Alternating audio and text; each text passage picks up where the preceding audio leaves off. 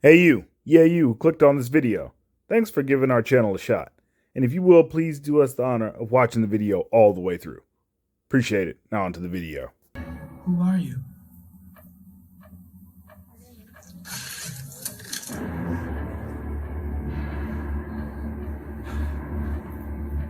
I'm Miles Morales. But you can call me the Prowler. Is Miles Morales Spider-Man? Let's talk about it. So, big controversy online as far as the Spider-Man 2 video game is concerned is whether or not Miles Morales is in fact Spider-Man. Now, to let you guys know off top, we will not be spoiling any parts of Insomniacs Spider-Man 2. Not at any point, not in the B-roll, not in any way, shape, form, or fashion. So you can watch this video without being spoiled, because I know a lot of you have not purchased Spider-Man 2, and that's okay. So, is Miles Morales Spider-Man? Short answer: yes and no. Miles Morales is a Spider-Man. That is true indeed. No argument, there's nothing to say. But the reason that I think a lot of people have a hard time accepting Miles as Spider-Man isn't because of racism or any type of inherent bias against Miles Morales. The fact of the matter is that this is on the writers. Well, what do I mean? Let's talk about that real quick. So, Miles Morales, from his inception in the Ultimate Universe, had an identity. But as time went on, that identity became strained, changed, and has always been in flux. So originally, Miles Morales, created by Brian Michael Bendis, had been a character that was supposed to take over the job of Spider-Man after the passing of Peter Parker in the Ultimate Universe. Okay? So, lay the groundwork. Spider-Man in the Ultimate Universe is Miles Morales because Peter Parker in the Ultimate Universe died. Cool. That should have been end of story. But in Marvel's infinite wisdom, what they decided to do was put Miles in so many different places and change him so often. Not only his character, his way of speaking, his look, but even his backstory and his powers have been left purposefully, in my opinion, ambiguous, just so that the writers can make Miles whatever they want him to be. He is perfect for a writer, whether you're a video game writer, whether you're a movie screenwriter, or whether you adapt certain material for television or comic books. Miles is perfect because he has little to no identity. And that's part of the reason why people find it so difficult to accept Miles as Spider-Man. Let's look at his predecessor, Peter Parker. We know who Peter Parker is. Even in different iterations, there are certain things that carry over to each iteration of Peter Parker. Peter Parker is an orphan. Peter Parker is raised by his aunt and uncle. Peter Parker's parents are spies. Peter Parker works at the Daily Bugle. These are the things that we know about Peter Parker, okay? Peter Parker is a student. There are things that we just know inherently about Peter Parker. What do we know about Miles Morales? We know so little about Miles Morales going through different iterations. The only things that stay consistent with Miles Morales are, number one, he is Puerto Rican and Black American. Number two, he is a teenage high school student. And number three, he has ambiguous spider powers that are never clearly defined. That's what we know about Miles Morales.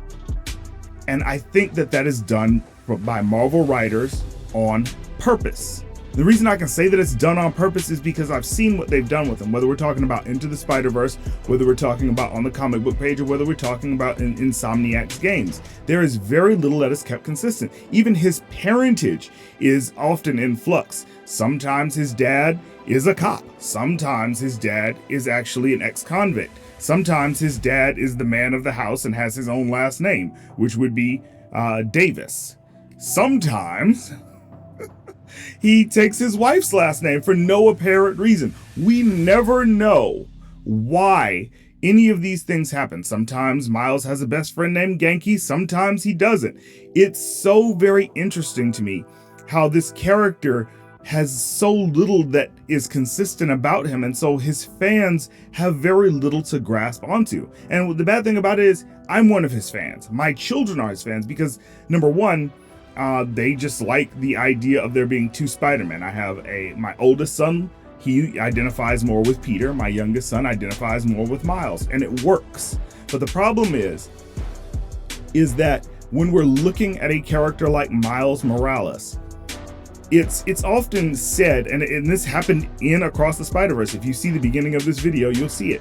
They even acknowledge that instead of saying, I'm Spider-Man, it's no, I'm Miles Morales. And that's because that's all there is to him. Even in Marvel Comics, if you look at the What Ifs, I think either a year or maybe two ago, where they basically put Miles in all of these different superhero iterations, making him Thor, Captain America, and various other heroes, because the character is so ambiguous that he just lends himself to whatever identity you want to put him in. And I think that is the problem with the character. Had the character had clearly defined storylines, clearly defined character traits, clearly defined villains, an identity of his own, I think it would be much easier for fans to accept Miles Morales as Peter Parker's successor.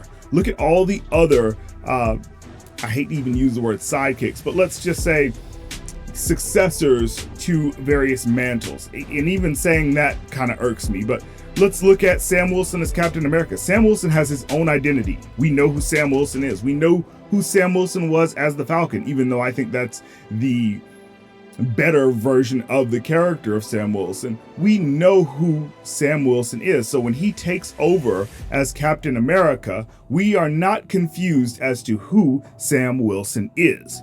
Look at Robin. And I'm more so talking about Dick Grayson Robin. We know who Dick Grayson is outside of just being Dick Grayson or taking over the mantle of Batman. We know who this character is. So it is far easier for us to accept that he takes over. Look at Terry McGinnis from Batman Beyond.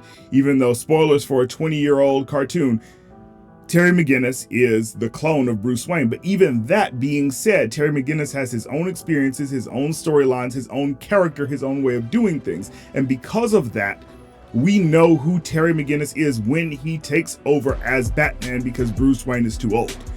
Miles Morales does not have that. So when you hear people, whether they're trolling or whatever, saying Miles Morales is Miles Morales, unfortunately, this is a true statement. Miles Morales has very little to him, very little identity to him, so he can be whatever the writers want him to be in whatever situation you want to put him in. And that is the unfortunate truth of Miles Morales. But let me know what you guys think in the comment section, whether you think, hey, I believe that Miles Morales is a fine addition to Spider-Man, or whether you believe, yeah, it is hard to accept Miles Morales as Spider-Man, or as the one and only Spider-Man, because we know very little about him. Again, my question to you all, and feel free to duke it out in the comment section, who is Miles Morales? We'll see you on the next one. 8-Bit Heroes out. Peace.